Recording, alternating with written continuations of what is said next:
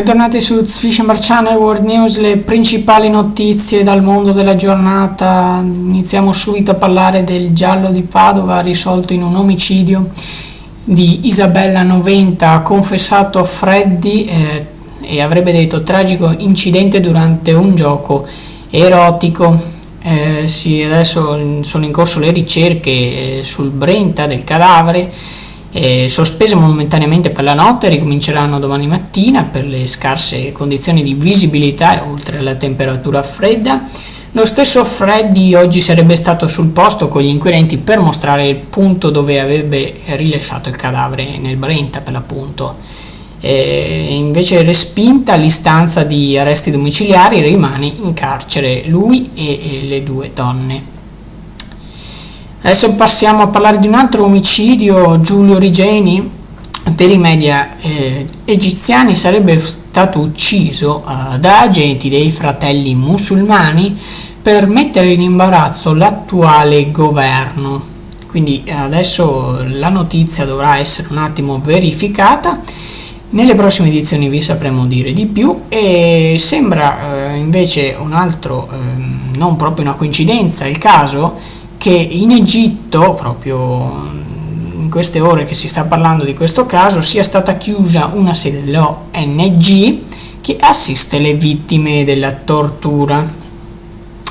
Adesso passiamo a parlare dell'UE e in particolare dell'Austria, che vorrebbe mettere un tetto ai profughi, che però la stessa Unione Europea ritiene essere illegale. Vienna, non torniamo indietro.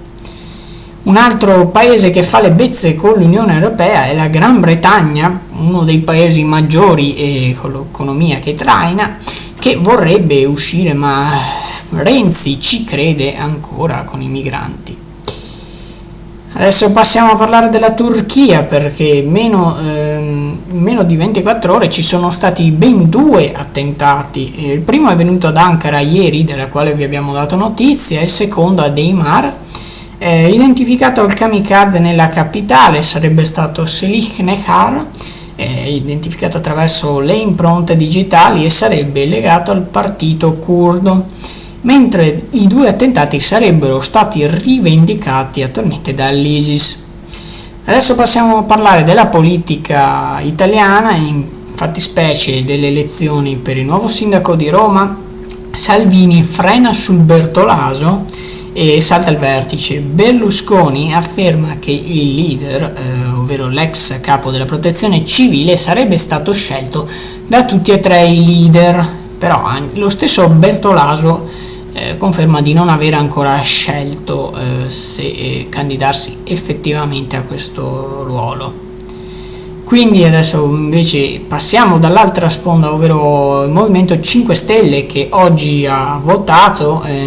I candidati erano Marcello Di Vito, Virginia Raggi, Enrico Di Stefano, Annalisa Bernabei, Paolo Ferrara e Teresa Zotta.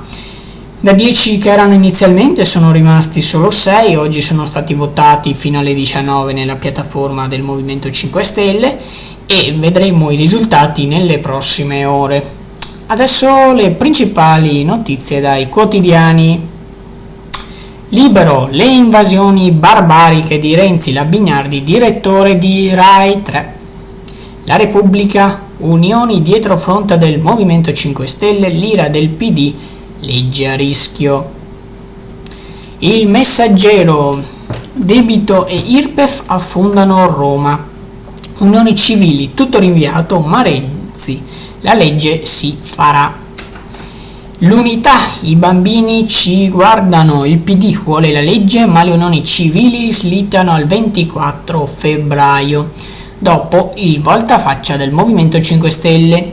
È bagarre tra i grillini e rivolta col vaffa dei gay contro Grillo. La Boschi, noi non molliamo. Adesso passiamo con il Mattino. Lo schiaffo di Apple all'FBI, no ai dati del killer sull'iPhone.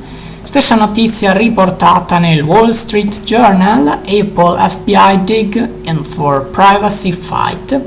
Ovviamente si sta parlando del serial killer di San Bernardino, i cui dati la Apple non vuole mettere in risalto perché sarebbe una forzatura della privacy dell'iPhone, dello stesso serial killer. E infine concludiamo con il Gazzettino, il delitto, una messa in scena con tanti errori, la controfigura della vittima tradita dalla borsa da una telefonata, Isabella uccisa perché sapeva troppo. Secondo gli investigatori conosceva i traffici di Freddy ed era odiata da sorella e amante del ballerino.